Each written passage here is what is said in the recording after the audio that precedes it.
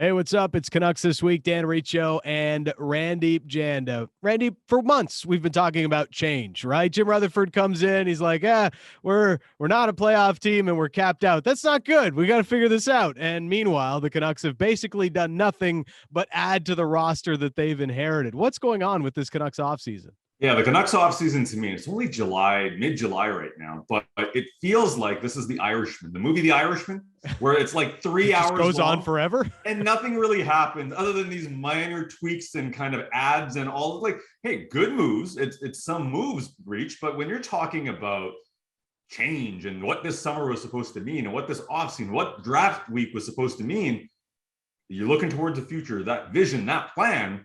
We haven't seen anything like that. This is like getting out of debt by spending. Like, where is the answer going to come? I don't understand. I don't get it. But like I said, it's mid-July. It does feel like there is going to be more moves, but the Canucks have gotten better. I think we can all agree their forward group, excuse me, is deeper. They've got more speed, but it's still an incomplete job. So look, there's two ways to look at this. One is, hey, this team isn't good enough. What the heck are they doing? You know, I thought this was going to be a little bit of a mini reset. We've been talking about a JT Miller trade forever. That hasn't really materialized. They've been talking about clearing up cap space. None of that really materialized. They've added $4 million net of cap to their picture, to their books for the next couple of years. So that hasn't really materialized either, Randy. My biggest question is, what actually is the plan here? Because everything they've talked about, they haven't really done yet. And it feels to me that they are just trying to do too many things at once. Okay, we want to add picks and prospects to the pool because we don't really have any. We want to clear up cap space, but we're only going to do it on our terms. And we also want to remain competitive at the same time because, hey, we've got Thatcher Demko on the books for 4 more years at $5 million. We've got to try and take advantage of that. It's very hard to be many different things at the same time in the NHL. Patrick Alvin earlier this year, at the end of the season, mentioned we're not going to take a step back when he was asked about the potential of doing that. And a lot of people thought, wait a second, yeah, that's every GM is going to say that. It feels like they're actually trying to move forward here without taking a step back. Now, I look at this roster and I look at that forward group, talk about Tanner Pearson potentially playing on the fourth line. That's a $3.25 million player on the fourth line. If that indeed is the case, I don't know if that's good value. So there will be other changes. Now, I don't think it's going to be a reset. My plan for the Vancouver Canucks, the Randip plan, which nobody's following, it had them Janda plan. I love the Janda plan, right? The Dudsorda plan. Let's call it that. It had a JT Miller trade in the cards. Now, what happens with that deal, as we're seeing on the free agent market, as we're seeing on the trade market, the deals are decent. Alex DeBrincat got a pretty decent return. Fiala did. But there was an expectation in Vancouver that the JT Miller deal would set you up for the future. It would be an unbelievable deal. The market is not telling us that's the case. Clearly, if that was the case, the Canucks would have made a deal by now as well.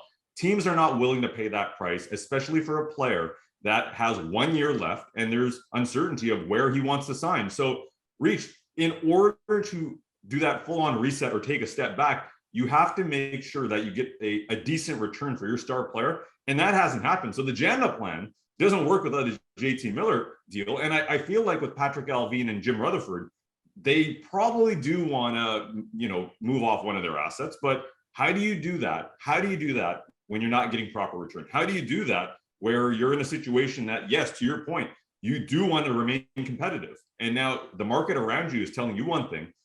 What option do you have? Probably you explore an extension, but I'm not sold that is the case either. One thing is for sure. If JT Miller and that whole storyline turns into the Johnny Gaudreau one where he's walking into October and there's no extension, Reach, that is a bad move for the Vancouver Canucks. We saw it play out in Calgary. Sorry, Flames fans. I know you're dealing with that right now, probably crying in your pillow as we speak. But that's something that cannot happen in Vancouver because we know how that could potentially end.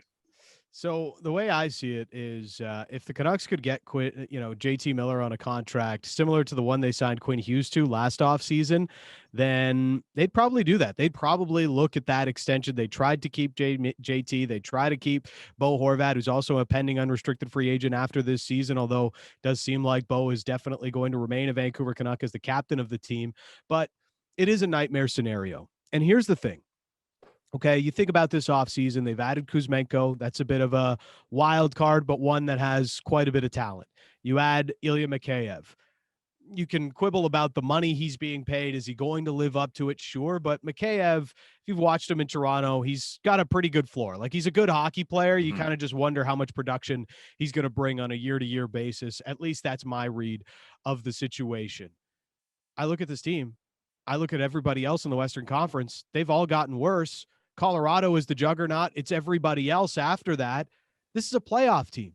You go into next year with JT Miller unsigned without an extension, you're going to creep up to that trade deadline, likely in a situation where we're in a playoff spot. Hey, maybe we're first in the Pacific. There are a lot of different outcomes. Most of them suggest that this is at the very worst a 90-point team again, and at least on the bubble of the playoff picture. This is a franchise that has let too many players walk for free because they're in the playoff bubble. They're trying to hold on to see what's going to work and how it's going to play out. You can't let that situation play out again. You can't get to the trade deadline and tell Quinn Hughes and Elias Pettersson and Thatcher Demko, hey, we're going to trade like one of our core pieces because we got to think about the future. We can't let this player walk for free. That is just a nightmare scenario, Randy. Nobody wants to be a part of. You need clarity before training camp. And ideally, because you're right, once you get into the grind of 82 games, it's going to be tough to pull that deal off. It's going to be extremely, extremely tough. I understand there's a case to be made that the price at the deadline would be high. But yes, you're in a situation where you're playing to get in the playoffs. And it's easy for me to and you to say, hey, yeah, just make that deal. Let's think long term. When you're the owner, and you see playoff dates potentially popping up onto the calendar and the revenue that can bring, especially home playoff dates, it's a tough move to make. And, president of hockey operations probably have the same thoughts because they're also in the business side of things. So that to me is a very dangerous and a very slippery slope, because one issue with this team is, you're right, they could be very competitive. Vegas is not supposed to be as strong. They have Jack Eichel. He should be healthy, but they also lost some of their depth. Calgary, we know what's going on there. You look, Edmonton's supposed to be strong, but is there still are they a consensus number one? No. LA is going to be better, but are they a top two team in the Pacific yet? Probably not. Vancouver is going to be competitive, but what is your window here in Vancouver? Yeah. And Reach, we hear this all the time. The want is to have a 4 or 5 year contender. If you make the playoffs this year and you're competitive, and JT Miller, worst case scenario, walks out the door for nothing, those assets, restocking the cupboards, as we talk about so often in this market, it's not going to happen. It's not going to happen. And that's a very, very dangerous game to play.